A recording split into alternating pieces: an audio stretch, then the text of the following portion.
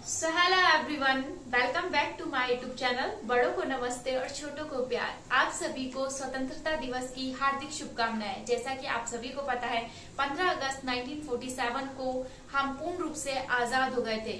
तो आज हमारा 77वां स्वतंत्रता दिवस मनाया जा रहा है। तो संपूर्ण भारतवासियों को स्वतंत्रता दिवस की हार्दिक शुभकामनाएं।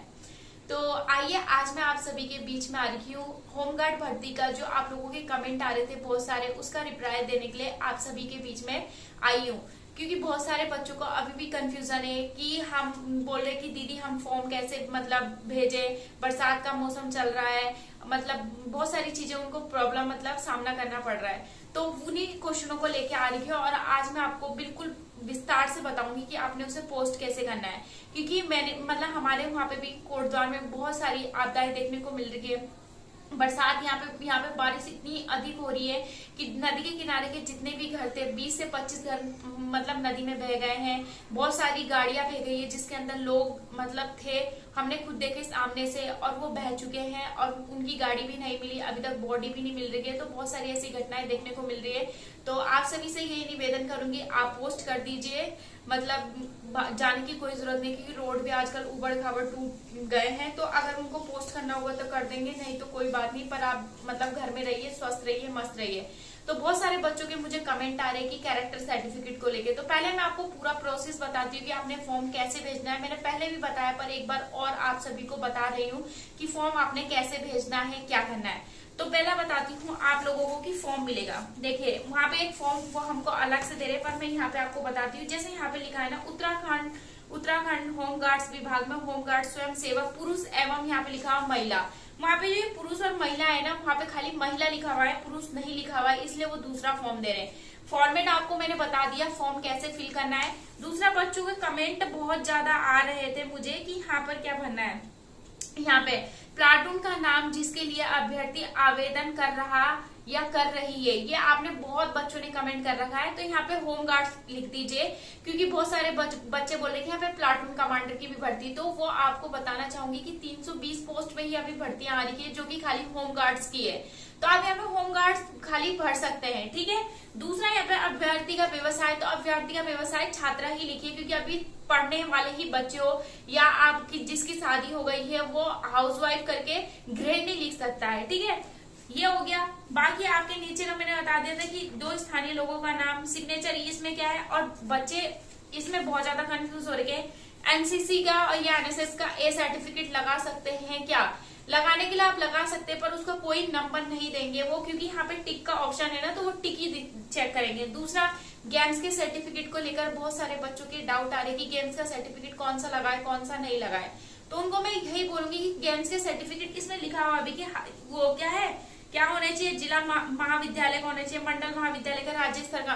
तो इसमें क्या लिखा रहता है, वो जो आपने गेम्स का सर्टिफिकेट देखेंगे ना, उसके ऊपर यूं गोलाई में लिखा रहता है कि राज्य स्तरीय या जिला स्तरीय या मंडल स्तरीय, उस पर लिखा हुआ रहता है। नॉर्मल आप अपने एरिया में खेलते हैं तो वो उसके नंबर नहीं देंगे, आप लगा सकते हो उसको, ऐसा नहीं है, लगा दो, वो आपको खिलाड़ी के ऑप्शन में दे देंगे। वाहन चालक वाले, जो अब वाहन चालक में बहुत सारे बच्चे कंफ्यूज हो रहे हैं कि हम क्या, जिसके पास 2 व्हीलर का है ना, वो उसका हल्का वाहन चालक में आ जाएगा, और जिसके पास 4 व्हीलर का है वो भारी वाहन चालक में आ जाएगा। तो आपके पास ड्राइविंग लाइसेंस 1 साल पुराना है तो आप लगा सकते हैं। अगर नया है 1 साल से इसमें बीच में, तो उसके कोई नंबर आपको नहीं मिलने वाले हैं। सिग्नेचर का मैंने बता दिया था, डेट का आपको बता दिया था। और डॉक्यूमेंट्स, बच्चे बार बार कमेंट करें कि डॉक्यूमेंट्स क्या लगाने हैं, क्या लगाने हैं।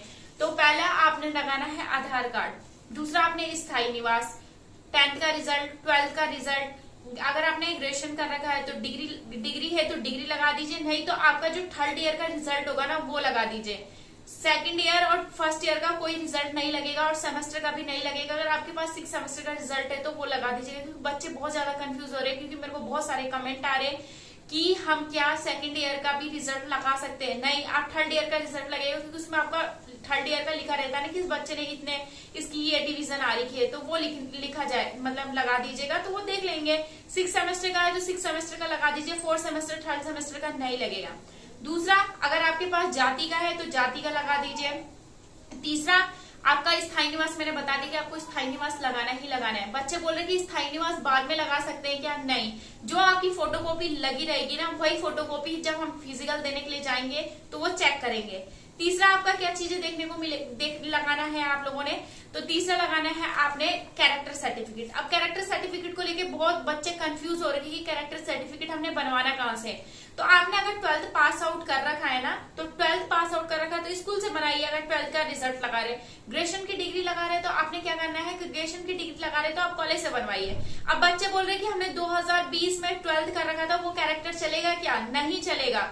6 महीने के भीतर का कैरेक्टर सर्टिफिकेट मांगते हैं। मैंने आपको ये पहली वाली वीडियो में बताई थी, फिर भी बहुत सारे कमेंट आते हैं, इसलिए मैंने सोचा कि मैं एक और वीडियो बना देती हूँ कि जिससे आपका कंफ्यूजन क्लियर हो जाएगा।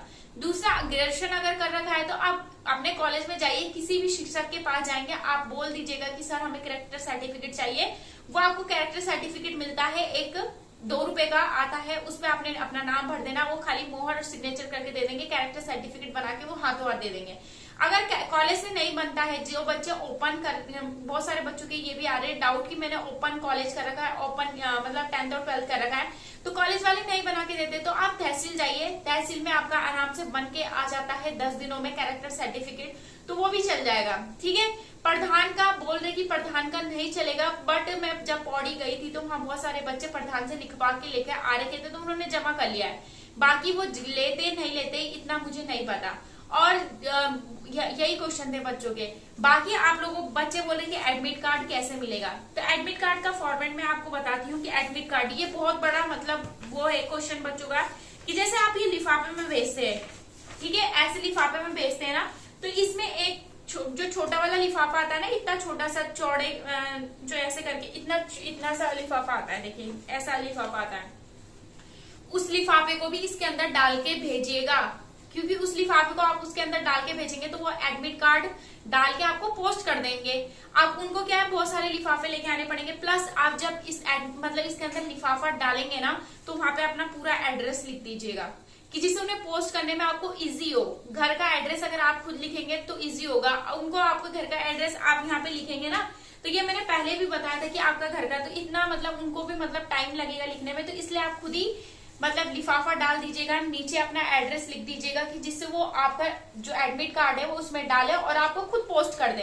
ठीक है, तो बहुत सारे बच्चों के कमेंट आ रहे हैं कि हमने ये पोस्ट कहाँ करना है, तो पोस्ट करने का देखिए मैं आपको बताती हूँ, चाहे वो कहीं का भी बच्चा हो, पिथौरागढ़ का हो, चंपावत का हो, रुद्रप्रयाग का हो, कहीं का भी बच्चा हो, तो उनको मैं यही बोलूंगी, ऐसे लिखिएगा, टू कार्यालय जिला कमांडेंट होमगार्ड्स।